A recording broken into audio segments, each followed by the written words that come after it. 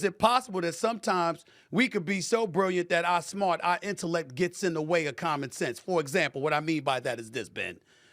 It was a knee on his neck for 9.5 minutes. If that didn't happen, is he still alive? I'm not talking about today because anything could have happened to you.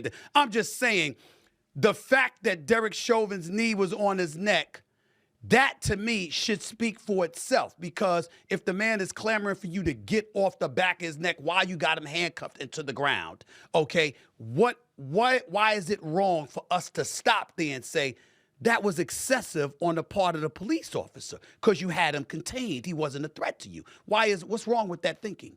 Okay, so there are a couple of things that could be argued by the defense, and in fact were argued by the defense in this case. One of them, again, was that this was a trained technique by the Minneapolis Police Department to keep somebody in this position so long as you have not called a code 4, which is where you say there's an all clear, and now you can move the person who's on the ground into the ambulance, for example, if you've already called the ambulance, or back into the police vehicle. When it comes to the actual question as to causation of death, right, you have to be the proximate cause of the death. It's not just enough for it to be a contributing factor, because it turns out that increased stress can cause death in a person who has a human heart that is significantly larger than normal. The autopsy showed that Floyd, unfortunately, had an incredibly enlarged heart, much heavier than normal. His lungs were much larger than normal person's lungs because of heavy and over time drug use. He had 11 nanograms of fentanyl in his system at the time per milliliter of blood, which is over 3 times what it would cause normally to kill somebody. The original autopsy report openly said that if George Floyd had been found in his house in the same exact physical condition, they would have called it death by overdose.